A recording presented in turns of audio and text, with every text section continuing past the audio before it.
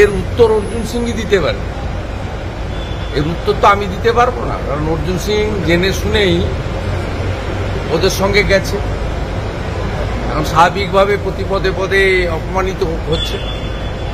ব্যারাকপুর আসন ভারতীয় জনতা পার্টি, নরেন্দ্র মোদী, এবং ব্যারাকপুর আসন থেকে যিনি পদ্ম ফুলে দাঁড়াবেন তিনি জিতবেন, মানে ব্যক্তি ফ্যাক্টর নয়।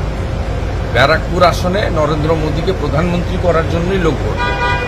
অর্জুন সিং যদি আবার ফিরে আসেন স্বাগত জানাবেন? না, এরকম কোনো প্রস্তাব আমাদের কাছে নেই, আর প্রস্তাব এলে এককভাবে কেউ সিদ্ধান্ত নেয় না।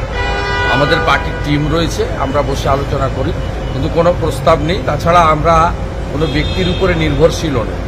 ওখানে আমাদের পার্টির কার্যকর্তারা গত 2 বছর অনেক মেহনত করে কাজ করে সংগঠনকে দাঁড় করিয়েছেন, এবং সেই সংগঠনই আগামী দিনে নরেন্দ্র মোদীকে সামনে রেখে নির্বাচন করবে। দলের বর্ষিয়ান নেতাকে এভাবে বিধায়করা অপদস্থ করছে প্রকাশ্যে, এটা কি দলের নিয়ন্ত্রণ নেই বলে মনে করছেন কিছু? এটা দলই নয়, এটা একটা company, private limited company. Trinamool দল কে বলেছে? আমি তো 21 বছর এই পার্টিতে ছিলাম, মন্ত্রী ছিলাম। ওটা একটা প্রাইভেট লিমিটেড কোম্পানি। আমি উনি কোথায় যাবেন না যাবেন আমি তো বলতে, কেন যাবেন কেন যাবেন না তাকে বলতে। এক দেশ এক ভোট যে বৈঠক হয়েছে তাতে উনাকে নিয়ে আমরা অত চিন্তিত নই, আপনারা চিন্তিত। আপনি দেখা করলেন আজকে, পাওয়া যাচ্ছে না, কি বলবেন? আজকে আপনি ডিসিকে জিজ্ঞেস করুন। আজকে আপনি বিভিন্ন কেন্দ্রীয় স্বরাষ্ট্র, আমি দিল্লিতে যা বলার বলে এসেছি ভাই, আমি এখানে বলবো না। চোর মমতাকে টাইট দিতে গেছিলাম, টাইট দিয়ে এসেছি। অর্জুন সিং নিয়ে যে তালমালা চলছে, কি বলবেন? অর্জুন সিংকে তো আজকেও সোমনাথ শ্যাম, সুবোধ অধিকারী কটাক্ষ করেছে, দলে অসম্মানিত হচ্ছেন অর্জুন সিং। এর উত্তর অর্জুন সিংই দিতে পারে। এর উত্তর তো আমি দিতে পারবো না, কারণ অর্জুন সিং জেনে শুনেই ওদের সঙ্গে গেছে। এখন স্বাভাবিকভাবে প্রতি পদে পদে অপমানিত হচ্ছে।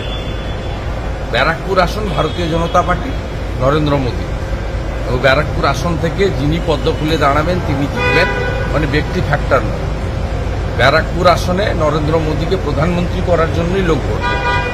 অর্জুন সিং যদি আবার ফিরে আসেন স্বাগত জানাবেন? না, এরকম কোনো প্রস্তাব আমাদের কাছে নেই, আর প্রস্তাব এলে এককভাবে কেউ সিদ্ধান্ত নেয় না।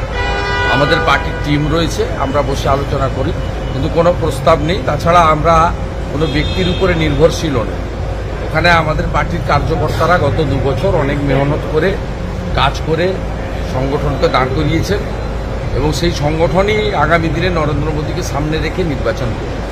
দলের বর্ষিয়ান নেতাকে এভাবে বিধায়করা অপদস্থ করছে প্রকাশ্যে, এটা কি দলের নিয়ন্ত্রণ নেই বলে মনে করছেন কিছু? এটা দলই নয়, এটা একটা company, private limited company. Trinamool দল কে বলেছে? আমি তো 21 বছর এই পার্টিতে ছিলাম, মন্ত্রী ছিলাম। ওটা একটা প্রাইভেট লিমিটেড কোম্পানি, দুজন মিলে চালায়, পিসিআর ভাই। ইলেকশন কমিটিতে মিঠুন চক্রবর্তীর নাম নেই। আপনি খুঁজতে যান, পিসি জানে ভাইপো কোথায় আছে। ইলেকশন কমিটিতে আপনাদের যে ইলেকশন কমিটি হয়েছে রাজ্যের ক্ষেত্রে, আমাদের আভ্যন্তরীণ ব্যাপার, আপনাদের নাম বলি। Sir please.